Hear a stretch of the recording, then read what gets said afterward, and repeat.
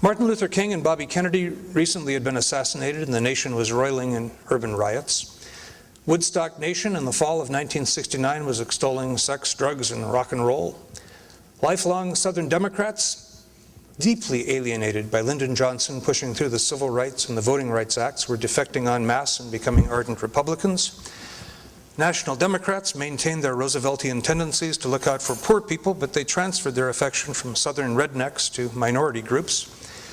And prominent Republican leaders like John Lindsay, Jacob Javits, Edward Brooke, Chuck Percy, Bill Scranton, Pete McCloskey, Margaret Chase Smith, and of course, George Romney, were deeply uncomfortable with much of what President Nixon was doing to shore up his electoral Southern strategy, and several of the younger ones eventually bolted the party, including John Lindsay, who was instrumental in making Earth Day wildly successful.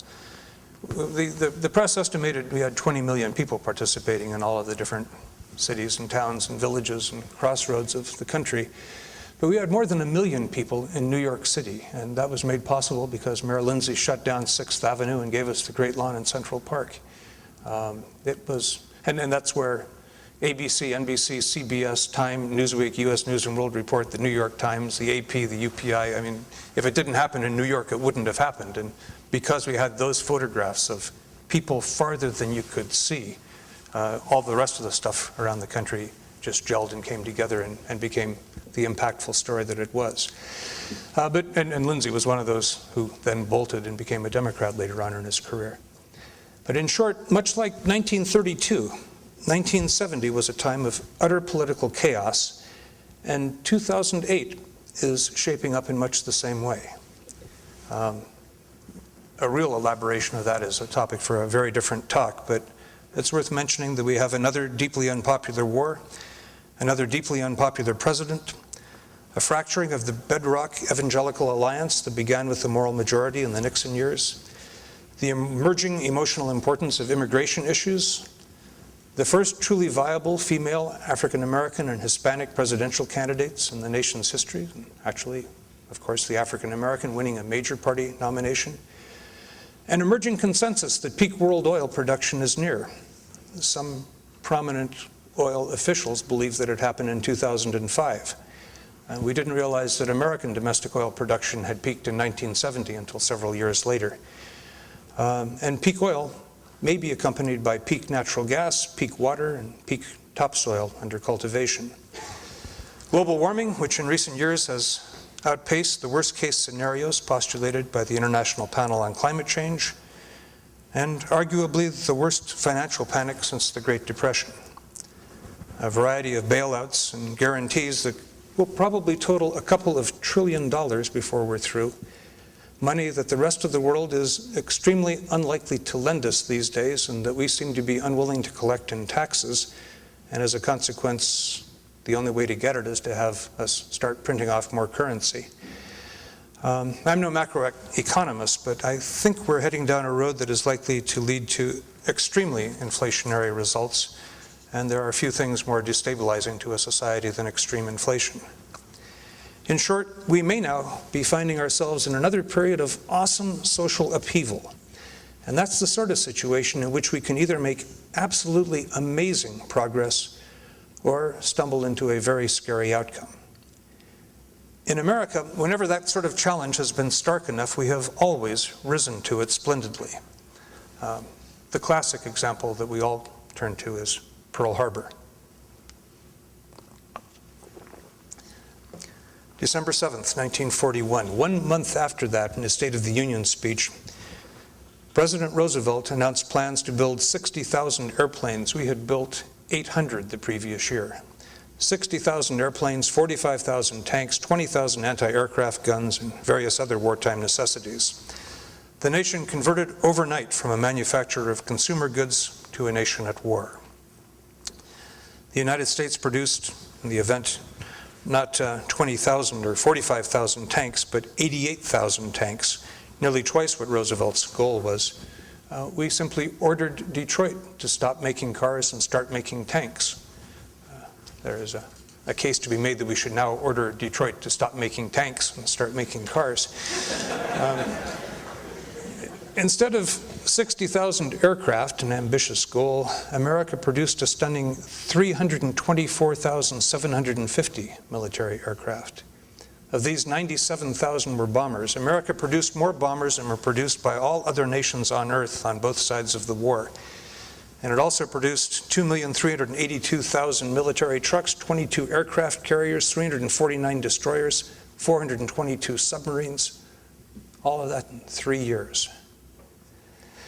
Those who say that there is no way for us to make a rapid transition from our addiction to oil to a sustainable future based on renewable energy just need to remember Pearl Harbor.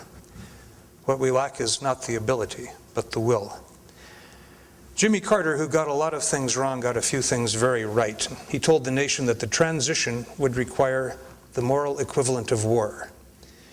The war that I had in mind was World War II. We've never faced up to his challenge, but we can, and I believe that we will. We've just not yet had our true energy Pearl Harbor.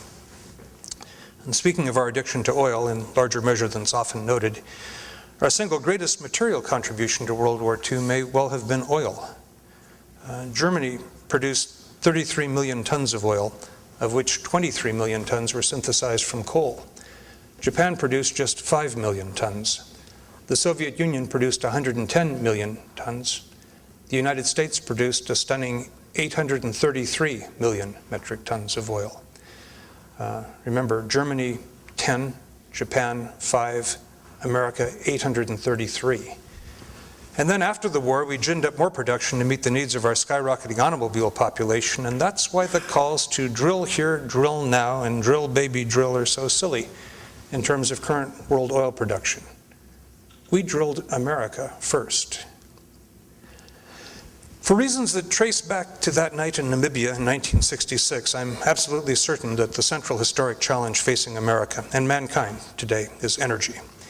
We get 85% of the energy that supports 6.5 billion people from sources that are obviously not sustainable. We have to change that. We need to end that addiction and fast. We can't get there with business as usual. We can get there. This, per Steve's instruction, is a talk about hope, but not about blind hope. I've always been put off by what I call turkey forecasts. You know, the lives that turkeys lead are actually ordinarily pretty good, especially organic turkeys. They have free-range pecking, they've got warm coops, they get 2 meals a day. Some of them even have piped-in music. As far as the turkeys know, their future doesn't include anything that's called Thanksgiving. These are the kinds of unexpected events that Nassim Taleb writes of as black swans in the investment field. No one expects them, and hence everyone is put up by them. We have these crises. And afterward, though, it's hard to conceive that they were unexpected. In the aftermath of Countrywide, Fannie Mae, Freddie Mac, Lehman Brothers, AIG, Washington Mutual, Wachovia, it's hard to believe that people thought that 40-to-1 leverage and opaque derivatives, many originally rooted in Looney Tunes subprime mortgages and tens of trillions of dollars of credit default swaps, wasn't sort of risky. That the smartest people in the business manifestly didn't know what they were doing. The next president will have to deal with the aftermath of that bubble, but I hope that he will also use the occasion and the constellation of other political upheavals that I mentioned earlier to deal with a much more important bubble. Throughout the global economy, we've been liquidating our natural capital and not reflecting this at all on our books. Indeed, when we consume a natural resource, we account for that loss with an entry in the income column. The accounting behind the global ecological bubble is audaciously fraudulent. It's Enron to the 6th power. It is an open lie, tacitly ignored by everyone because confronting the truth would be too painful. Indeed, our whole vocabularies are misleading. I've been talking throughout this talk about producing oil. We don't produce any oil. We tap into oil that nature produced over a couple 100 million years, and we exploit it, and eventually we have burned it all up. It doesn't belong in the income category.